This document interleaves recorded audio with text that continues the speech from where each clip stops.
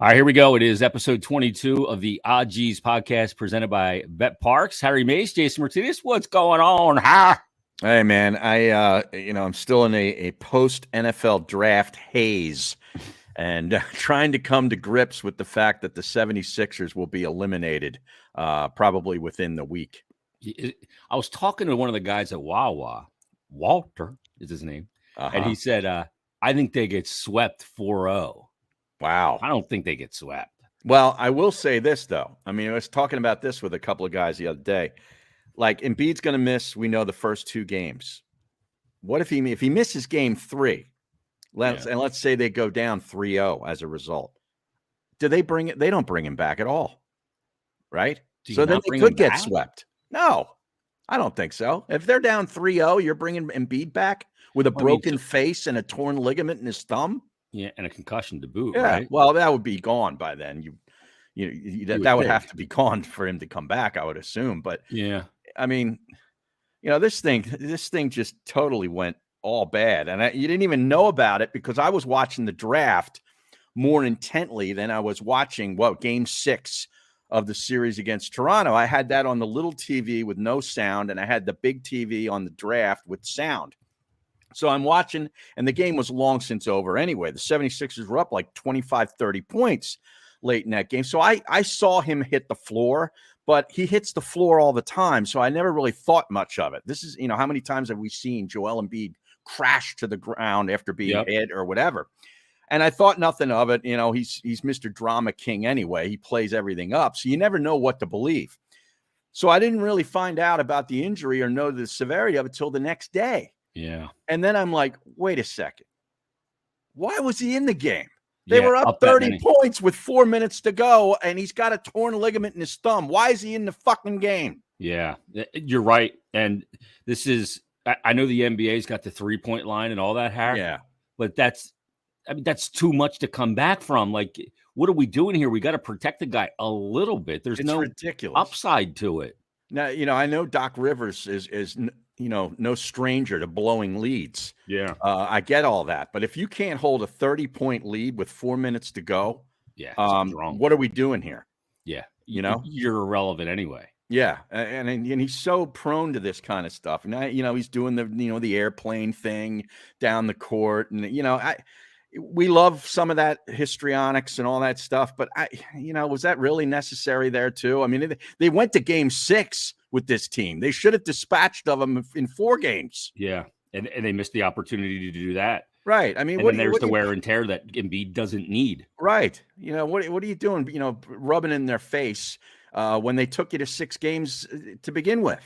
Yeah. No, you're right. And the thing is, you're in this predicament again where so much is predicated on Embiid's health, and it never holds up. No, it never holds up. It never holds up. They've become a team that's difficult to really embrace. Mm-hmm. You know what I mean? We love Embiid. I do. Don't get me wrong. But there's always something else. Yep. You know what I mean? And if there's not something else, you're waiting for it to happen, and it usually delivers. That's exactly right. We're going to talk about that in a minute. I mean, the Sixers in the second round now, Harry, down 1-0, are Miami's minus 525 to take the series on the Bet Parks app. Mm-hmm. Yeah. I mean, they're plus 8.5 in game 2. And I think I'm just going to take them. Maybe I'm an idiot, but I'm just anticipating them shooting a little bit better from beyond. They were god awful. I think they attempted 30 some shots from 3-point and landed 17% of them. Maxi's throwing up shots early in the shot clock. And I'm like, what are you doing? Yeah. Like, what is going on? It's like everybody's lost their mind. Yeah. And Tobias Harris was great. He played a hell of a game. Harden, I expect maybe I'm a dope, but I expect more from him in that situation. And I hope that we'll get it tonight. And maybe they can steal a game on the road without the big guy. And then maybe you do have a series when he comes back. Yeah. Well, get your action in on that series on the all-new Bet Parks Casino and Sportsbook app. It's now live. Take it from Harry and I. The new Bet Parks app, it's great. It's everything that you want in a mobile casino and sportsbook right in your pocket. I was bagging all kinds of different stuff on there. It is. Yeah. All kinds of different stuff on the start of the NHL playoffs, which have been outrageous. Oh, I saw you got how many screens did you have up last night? 4? 4. Yeah. 4. Yep, that's exactly right. I had 3 computer screens going, and the big TV in the home studio, known as Hockey HQ. Har. There it is. Is that right? Yes. Now, will it be featured on Hockey Night in Canada this week? It very well could. I'll have to text a photo of it to Freege up there. See a Freege on once they get it on. Good old Elliot Friedman from Hockey Night in Canada. Oh, my God. But get the app. It's easy to sign up, fun to use, faster to win than ever before. And the promo is still going on right now. All Bet Parks users, new and existing, can use the promo code Jason750, Jason750, and get that risk-free bet up to $750. Terms and conditions apply. So download the new Bet Parks app today. You do need to be over 21 and present in Pennsylvania or New Jersey. Gambling problem, call 1-800-GAMBLER. So, yeah, the Sixer series, it brings me to, I was listening to DeCamera the other day. Why? What? I don't know. I was in the car and I was waiting for my Bluetooth to connect, and he's going, are the Sixers cursed because they did the process? It's like every year something happens. Yeah. Right? Yeah. And this year it's Embiid in the thumb and now the orbital bone, blah, blah, blah. You know, from the picks of Fultz and Jahlil Okafor, Nerlens Noel, down the line, Michael Carter Williams. Yes. I mean, what did you really get out of this? And if they don't get out of the second round again, I think these process nitwits, I sound like Eskin, it's time to give it up and admit that this process thing was a guttural failure, just an absolute sham. But Harry, do you believe in sports karma and they're being punished for disrespecting the sanctity of professional sport? Well, I believe in karma, period. For everyday people, whether it's scholastic, in my view. But yeah, I do believe in karma, and I believe in the sports gods. And I think if you give the middle finger to the sports gods, you are going to get it coming around to you at some point. Yep. Now, is that what's going on with the Sixers? With this Embiid injury, I don't know about that, but I do believe, that they are not viewed by the rest of the league and probably the sports god in the most positive of lights. Yeah. I mean, when you do that for 4 years, yeah, I mean, it's kind of like you're getting what you deserve here. You get the great tease of Embiid. You get the tease of Ben Simmons, and then you got to ship him out of here. And you go, oh, we get James Harden, but James Harden's not James Harden. Right. He's a shell of James what. Yeah, right. He's not the Houston Rockets James Harden. Yeah. Let's put it that way. He's like the saccharine James Harden at this point. And he's not nearly good enough to elevate this team. They're not a championship contender, even if they get past this round. No, I don't think they're good enough to beat either Boston or Milwaukee to get to the finals. Yeah. I really And that's don't. what it was about, right? It was about not being in the middle ground. Right. But to me, being a 9-10 seed or a team that can't get past the second round is the same thing in the NBA. Yeah, it's still a purgatory kind of thing. Yeah. Yeah. If you can't ever get past the second round, was giving up 4 years of basketball and thinking that was the only way to do it, really the right thing to do, because it's not. No, and you thought that maybe a Doc Rivers would be able to push this team over the hump, and we've long figured out now that he is not the answer either. And they lose in the second round, he's probably out of here. Oh yeah, right. I mean, you can't keep doing the same thing. But I mean, is it even really his fault? I mean, when you consider Embiid's tenuous health, the shell of a player that Harden is, Tobias is overpaid but delivers on occasion. Maxey was a great player, but he was playing a little spastic the other night. So, I mean, is it really on him? No, I mean, there's certain things that I'm disappointed with Doc Rivers that I thought we would see as opposed to Brett Brown. I haven't been all that impressed with, the way he utilizes his rotations, just sort of common sense things of adjustments in game. I'm not impressed with either, but I know everybody was ripping on him the other night because they were tired of seeing DeAndre Jordan in the game. He was in the game for 17 minutes, right? Yeah. And I'm thinking, well, I'm not the biggest Doc Rivers fan, but what is he supposed to do? The other guy, Reed, was a walking foul. He had 5 fouls in 13 minutes. So where is he really supposed to go here? Yeah. What's the option? You know what I mean? There's times to kill the coach, and then there's other times where you're like, what's he supposed to do?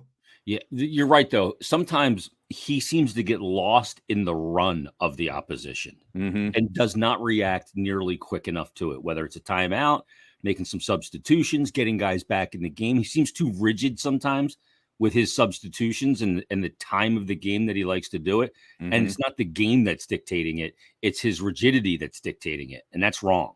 Yeah, but they get eliminated in round 2. He's definitely out of here, and you were probably looking at Mike D'Antoni. Yeah, and another guy is going to get you to round 2 and Right. not past it because you Yeah, I don't have think enough there's a limit talent. with him too, Yeah, to be it's honest all with you. about talent, and I don't know if other players want to come here and play with Embiid. I mean, at this point, what's Embiid? 28 years old.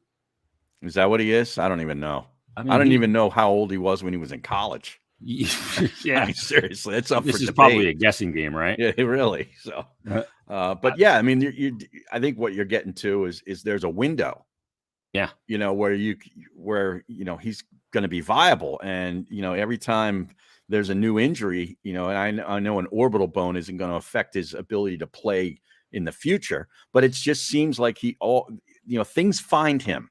yeah. You know what I mean? And Well, Siakam, claims that he wasn't doing it intentionally, and I choose to believe him. I mean, they fellow are countrymen. fellow countrymen from Cameroon, and I don't think he intended to hurt him. Now, if you listen to the broadcast from Toronto, they were over the moon with it, and they thought, yeah, good on you. Yeah, Right? he did turn 28 on March 16th, and Okay. let's face it, with his body, Yeah. his size, he ain't going to hold up to 34. No, I don't think so either. The game's over for him probably at 31, 32. Mm-hmm. So, So when the he window's starts closing. Yeah, when he starts really breaking down, it's going to be a very pronounced slope that he slides down. You would think so. Yeah. Yeah, I mean, Sort that's of the way like it a is running with big back in men. the NFL. Yeah, Yeah, exactly. Once it happens fast. Yeah, like Yeah. who was the guy? Not Steven Davis, the guy out in Seattle. Who was that? running- Alexander. Yeah, Steven Alexander. He was great for 3 years, and then he couldn't get more than a yard and a half per carry. Yeah. I think that was when he was with Washington. He was with the Washington football team for his final year, I believe, in the league, and he couldn't do anything. And he was shot. Yeah. And Clinton Portis was good for a couple of years. Same Mhm. thing, right? Speaking of Washington. So that's just kind of the way it works. I don't know where that thing's going, but I think, everybody's going to be upset and they're not going to get past the second round again. And we'll be looking at the Phillies going, oh, what are the Phillies? And they're the Phillies. The same thing year after year after year. Can't field, can't pitch. Right. I mean, they just don't have enough. Every now and then a couple of guys hit home runs and people get excited, but they're not hitting yet the way they're supposed to. And, their pitching isn't all that great. You saw, with that Mets series. I mean, jeez. How about that team start? Yeah. Baseball in New York is pretty good right now. Oh, no doubt. Well, they were aggressive too, and they spent, and they're getting the reward of it. That's the thing that leads us to, we're in Philly again. We're kind of going, where are we going to get a winner here? Mhm. The Phillies are the Phillies, which is, this may sound harsh, but they're a loser franchise. They've lost more than any team in professional sports in all the majors. And, they can get us hyped up with certain moves and stuff, but it's never enough. It's enough to get you hyped, but not enough to actually do anything, with the exception of, 2008 and that run, 09, 10, and 11. But then, the Flyers are in purgatory right now, big time. Thank goodness that season's over. Oh my goodness. Oh my word. There's a really cozy spot in heaven for me for suffering through this season. I'll tell you what. I mean, how many do you have to do a broadcast a day? Yeah, well, during the season, I did a podcast every day from September 9th until Saturday, this past Saturday. Every day, 7 days a week. Not one single day off. Even when I was out with the old lady hair, right, at the retreat, at the salon, and at the spa. Oh man! For the couple of days, I was sneaking out of the room at 11:30 at night to find a quiet spot in the hotel at Bedford Springs to record an episode of the podcast and have it uploaded for people in the morning. Now, how long in general are those episodes then? Anywhere from 15 minutes to 45 minutes. Wow. Depending you can come up with 45 minutes of hockey content on a daily basis for 6 months? Yep. Holy crap. Yeah, it's not easy, Harry. And like this year it was tougher because usually I have a lot of player interviews and coaches and Yeah. when When shit's they so side, lose, they're not yeah, available. Yeah. yeah, they Exactly. don't want to talk, and I don't want No. to talk to them if they don't want to talk. Right. So I Right. got to come. I had to pivot a bit in my content coverage this year. By the way, it was Sean Alexander, the running Sean back. Alex, Yeah, not yes, Stevens. So before yes, anybody Stephen goes Davis, crazy. Yeah, Sean Steven. Alexander. Yeah, there we go. Right. So the great white hope again is the Eagles Mm-hmm. and the NFL draft. Now, were you locked in on the draft, Har? Well, I was locked in on Thursday night. Like I said, I had the 2 TVs working on Thursday night. Friday night, I was out. And Saturday, during the day, I'm not staying in if it's a nice day, and it was a nice day. And we've had very few nice days this spring. So I was out on both Friday and Saturday's broadcast, but I was locked in on Thursday night. And I For was round locked one in. against Yeah. the Sixers, mind you. Yeah, well, against them, but I had them on too. You know what I'm Yeah. saying? But I was locked into the NFL Network's broadcast. I Oh, lean to the NFL Network for my draft coverage rather than ESPN. now why is that? Because NFL Network is a little bit more, I guess, meat and potatoes, and ESPN's a little more side dish for you. Well, I'm just a fan. I'm not a fan of Greeny. Yeah. Okay, you and me I've had both. enough of Greeny. So I will go to Rich Eisen, who he's not really my cup of tea either, but I Yeah. prefer the way they do it as opposed to ESPN. Yeah. So The whole ESPN thing, period, end of sentence, worldwide leader bullshit to me. The way that they didn't cover hockey when they didn't have skin in the game just told me that they're not the worldwide leader. They don't care about sports. They care about what they got skin in the game with. Well, yeah, and unfortunately, that's pretty much the way it is across the board nowadays. If you're not, partnering with a certain league and broadcasting games, you kind of act like the other things don't really exist. Yeah, like when the WNBA is getting 50 times the coverage. I know. I'm going, okay, worldwide leader, my ass. What are we doing here? Yeah, what are we? Really? Yeah, the WNBA, give me a break. Yeah, well, Nothing against it, but geez. You sent me this article that a guy at Barrett Sports Media wrote about the NFL draft jumping the shark. Yeah, Are you in agreement here, Har? Brandon Kravitz is his name. He's a Not radio Lenny guy. Kravitz. No. Brandon Kravitz is a radio guy down in Orlando, Florida, on 96.9 The Game, and he had this article that caught my attention, saying that the NFL draft has jumped the shark. And if you pull it up, and we get this newsletter, there's a picture of Eisen, on the set, which was right there by the Bellagio, and on the set with him, it's not any draftniks. There's no Daniel Jeremiah. It's the Blue Man Group with Rich Eisen. And the point was, and I agree with this, that, viewers aren't watching the NFL draft to see a magic show. Yeah. Okay. Chris Angel apparently started off the second day of coverage, which I did not see, with some performance. And, Roger Goodell was right up there, and, Angel's making his way out of a straitjacket. To start the draft broadcast. And then they had, sometimes they'll bring up old players from, an organization to introduce a draft pick. Ed Marinaro, who was actually an actor too, announced the Vikings second round draft pick. And he went on about his playing career, not wanting to get drafted by the Vikings, pontificated some more, trying to crack jokes. He was like putting on a show up there. It's like, dude, just get to the pick, please. Yeah, we're not here for this. Right. I don't care about you. Who are you taking? Exactly. Jeez. And it's just, and then they had wrestlers on. They had WWE wrestlers on. They did a promo and saying about, which player and which team was the best and all this. It's all this sideshow stuff. And I don't need any of that. Yeah. And most sports fans don't. I really don't think so. When it comes to the NFL, I don't think they need that stuff. I really don't. I agree with you. And it takes you to the point of why are you trying to bring people into something that probably aren't going to be there? Just serve your core audience. Yeah. Serve the shot in the beer guys. Right. Now I get the fact that they've moved this draft around and they're trying to sort of, play up the vibe or the culture of whatever city they're in. I understand all that, but I think they go too far with it. Yeah. Yeah. Yeah. I need none of that. I want the picks and I want them rapidly. I think the clock, you're on the clock, is already too long. I agree. It should be every 3 minutes. Yeah. And the guy should be trying to run a 4.40 to get up there and put the pick in time.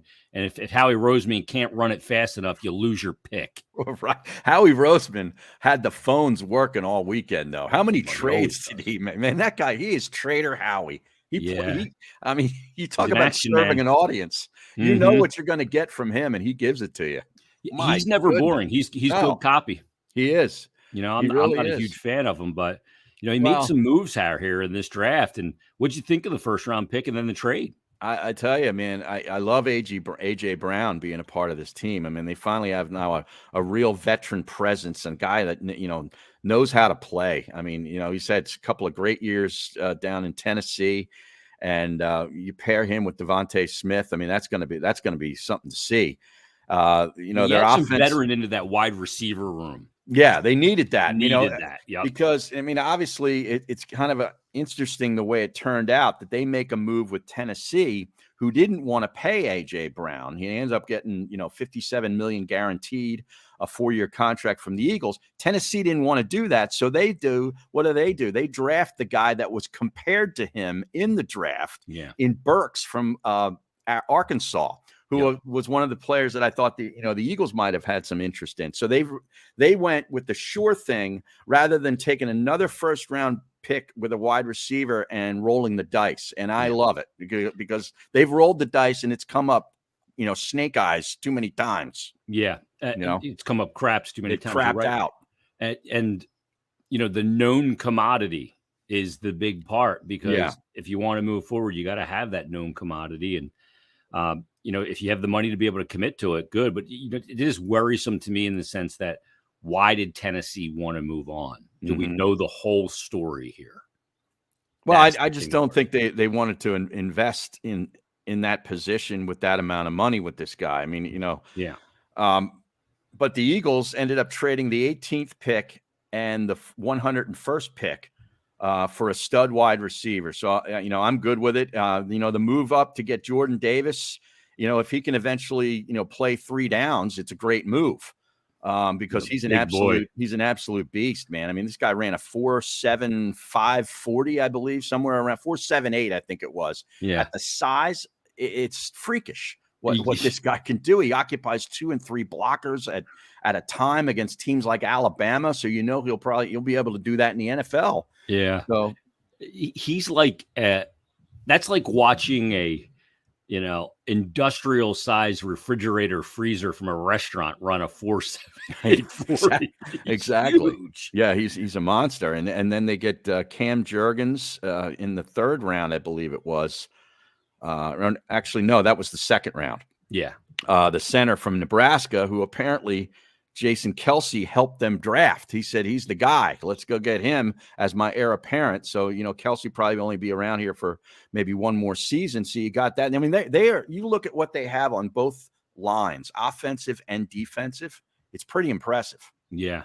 And everything starts there. Like, you got to be good there. That's the old Andy Reid philosophy. Right. That's always been their philosophy, for the last, 2 decades or so. And then they ended up getting to Kobe Dean at 83, who was the linebacker that everybody was thinking might have even been a 1st round pick.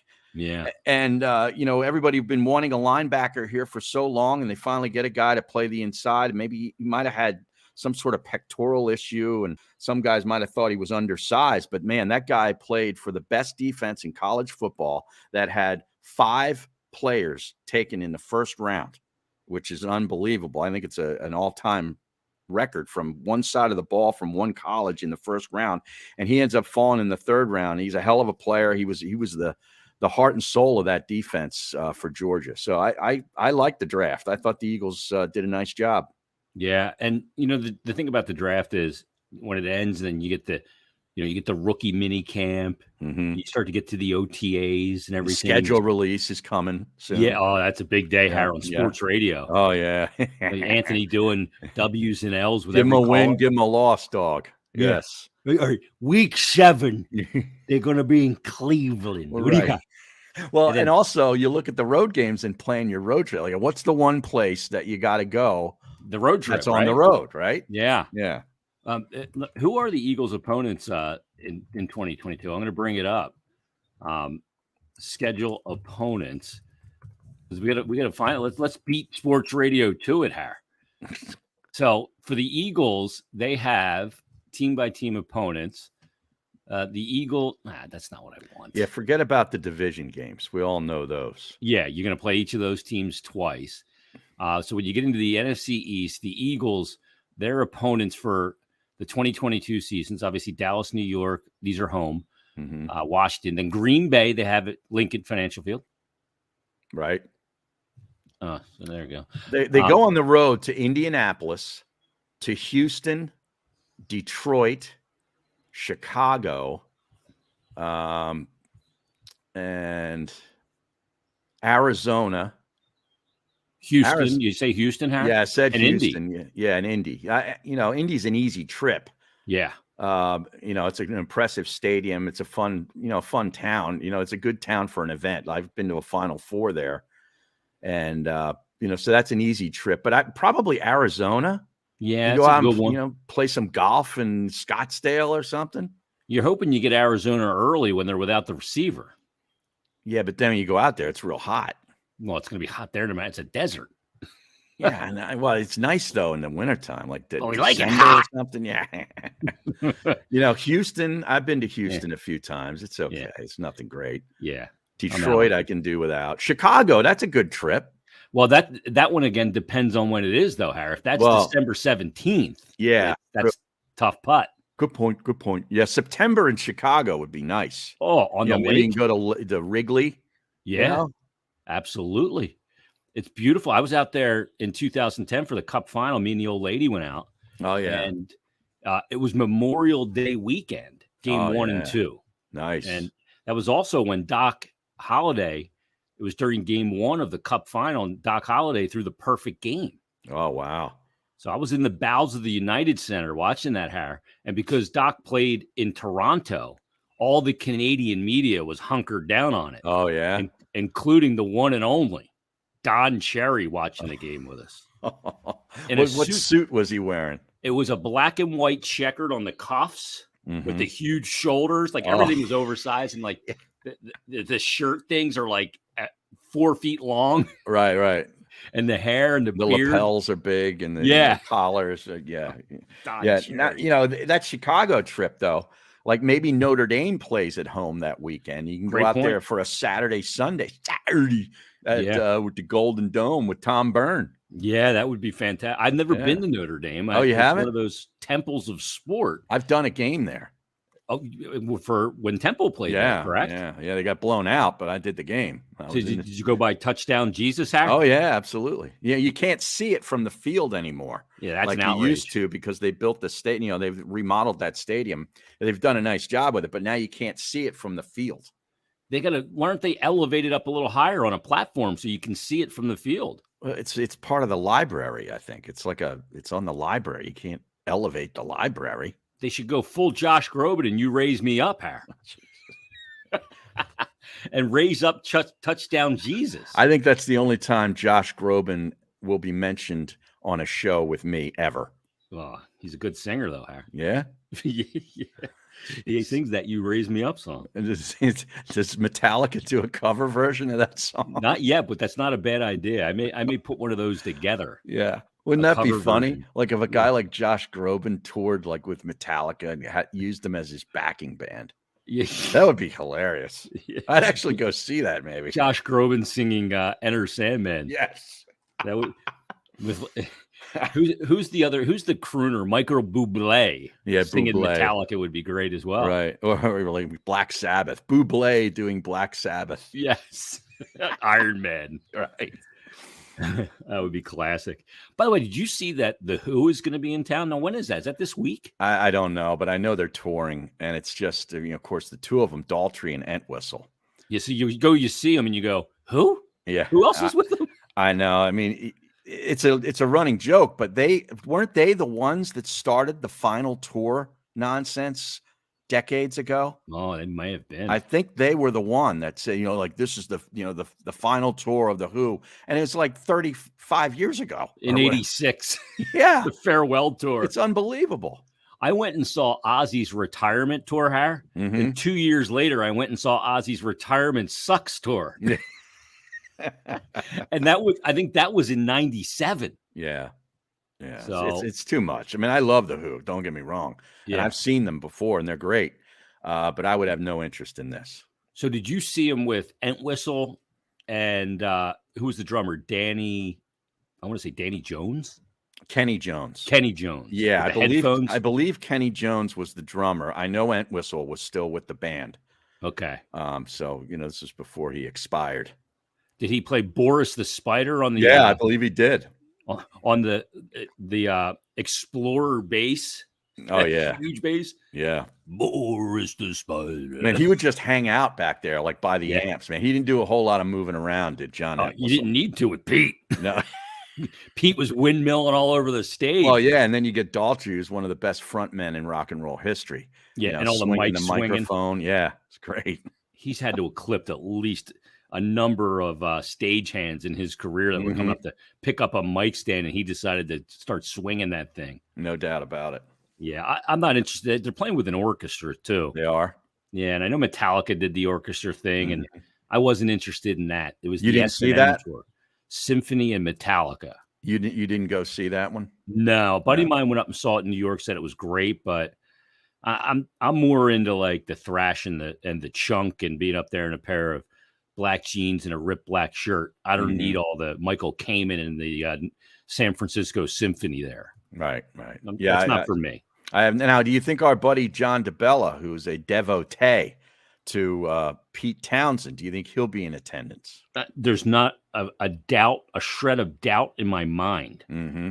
He will not only be in attendance, but I would venture to say that Pete will make an appearance on the JDB show one day before Always Look on the Bright Side of Life. Guaranteed. Yeah, I mean, he's definitely going to guest, right? Oh, you would think so. Yeah. I mean, they have a long history together.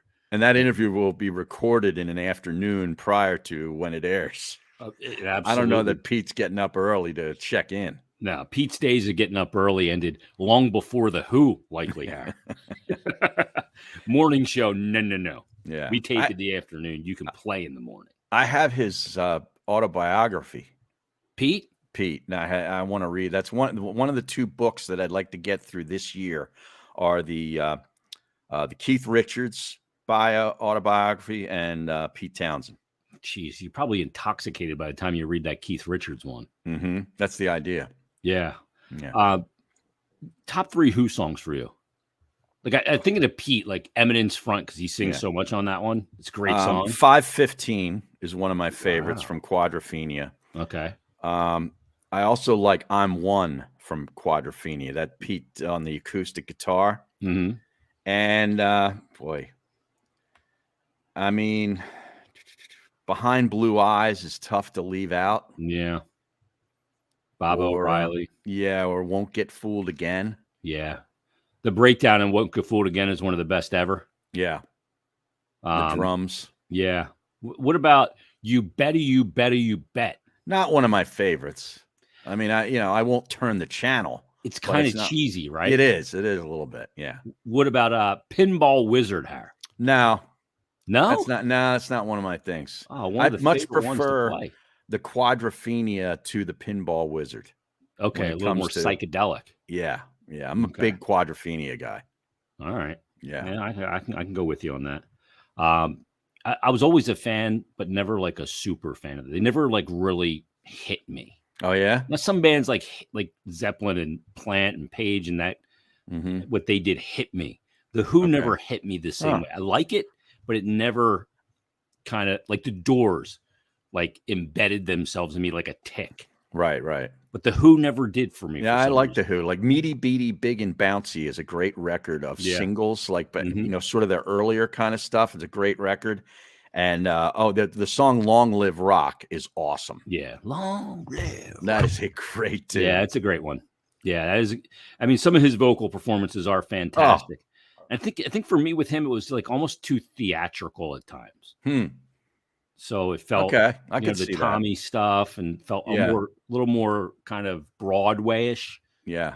than Yeah, I that like. Tommy stuff, I didn't really. That's not. I say like I said, Pinball Wizard. Pinball Wizard is on Tommy, Yeah. but Tommy versus Quadrophenia, I would always go Quadrophenia. Mm.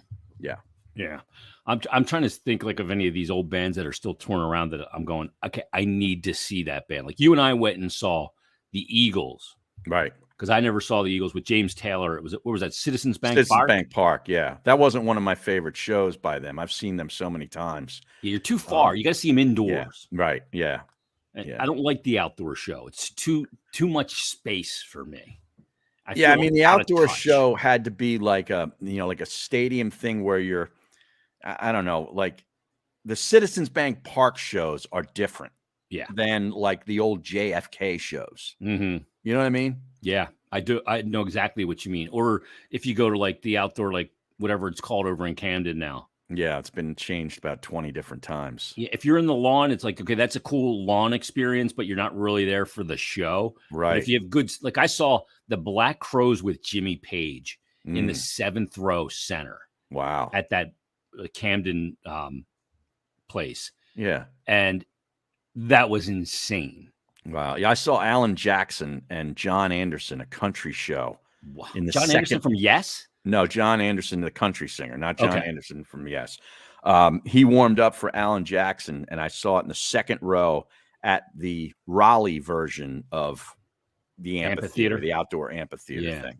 It was amazing. Yeah. And Alan Jackson good there? Did you do a little tremendous. Way Down Yonder on the Chattahoochee Yes, hair? he did. Absolutely. That was the year that he toured. That was the was the record. Yeah. It must have been hotter than a hoochie coochie. Oh, it was. It was we laid rubber on a Georgia asphalt. Got a little crazy, but we never got caught. That's exactly. I love that song. I just love the lyric. Way Down Yonder on the Chattahoochee. And the guitar lick is pretty good too. He can play. Yes, he can play a little bit. Oh yeah. I'm not a bit like I was seeing somebody put this on Twitter because the weather was really nice. Maybe it been yesterday, but you know when the weather gets nice, that's when like the Kenny Chesney music comes out, windows down. But that like it. Like I want to like that shit, but I just can't. He's great to see. Like at the Link, I've seen him at the Link. I've seen him at FedEx Field. Eric Church was part of that crew. He's great to see outdoor. Like those outdoor concerts, like for those country events, are like what the rock events were in the 70s and 80s in the stadiums. Like the vibe. Yeah, it's amazing. Zach Brown. Yeah, he's great too. Guys. That band's great. Yeah. I do like some of his stuff, but like, I don't know. I just can't like fall in love with the music. And I can't even find new music that I like anymore. Like, you know what it is with you? You would consider it kind of a violation against your heavy metal code if you admitted that you actually liked a couple of those songs. No, it's not that. Like, I just love good musicianship. Like every time when we do a podcast before you come on, I always have some music playing just on the stream just to make sure all the audio is working and everything. And like today I had Eric Johnson's live performance of Cliffs of Dover. Right. Great guitarist. Great guitars. I had never seen him before. I didn't even know what he looked like. Oh, and he does not look like you would think. No. The way he plays. Yeah. And he's phenomenal. But like, I just like good musicianship. Like, hey, some of these country bands, I'm telling you, talk about musicianship. Yeah. I mean, these guitar players are freaking amazing, and the fiddle players, and I watched a documentary on Amazon Prime on something about Nashville and all the songwriters and how they work together. Everything. I'd like to see that. What's the name of it? You gotta. I'll dig it up and I'll send it to you. I can't remember it off the top of my head. I would look it up. It'll take me too long. And I was watching it, and there's that song, "I Drive Your Truck." You know that song? I Drive Your Truck. No. I forget who actually recorded it, but there's these two women that wrote it. And they tell us it's actually done by Lee Bryce. Oh, I know that name. Yeah. Okay. And it's a true story about a soldier who was killed in battle and his father that drives his old pickup truck. Oh. And if you read the lyrics to the song, it's an incredible song. Like, I never knew the song. It talks about the dirty Braves cap on the dash, and the thing burns gas like crazy, but that's all right. People got their ways of coping. and I've got mine. I drive your truck. I roll the windows down. I burn up. I do donuts in the field. The whole thing. Right. Total country song. But they go through how these two women came across the story and then wrote the song and then found somebody to record it. And I'm watching this episode. I'm like, Jesus, this is unbelievable. And it's not my kind of song or anything like that. Yeah. But like it hit me like a fucking lightning bolt. Oh, yeah. I'm like, this song is like Americana. Yeah. Well, there's a lot of those songs. Yeah. But you got to really listen. You got to pay attention. You can't listen to Jimmy. You got to hear Jimmy. Right. So, oh man, that's my story. So, anything else you want to get to, Har? We hit on the Sixers, right? Yeah, we hit on the draft. Oh, another one of those songs. You go back and listen to this, and you might like it if you like those lyrics. Jamie Johnson does a song called "In Color." You should have seen it. Yeah, Jamie Johnson, Jamey Johnson, and it's about him looking through old photos of like his grandfather, and they're all black and white photos, right? Because it's the old days, and they talk about what the picture represents. You should have seen it in color. It's a great lyric, great song. Oh wow, yeah, you'd like it. Do you have a favorite lyric that you live by, Harry? Because you're a simple guy, and I mean we have the Harry Mays-isms, and but do you have a lyric that sticks out as your favorite lyric? Boy, that's a good question. I got one. You do? It's like I'm a Pearl Jam fan and I like Eddie Vedder. Right. I'm not like a huge monster guy like that, but with the lyric in the song "I Am Mine" is one of the best lyrics I've ever heard. It's "I know I was born, I know that I'll die. The in between is mine." It's a great lyric. Yeah, man. Yeah, because the in between is mine, and I am mine. That's the song. Yeah. Okay. Well, I wish you would have given me a little time. I got to think about this. Well, there's an Eric Clapton song that is on. I forget which record it's on too. Damn it.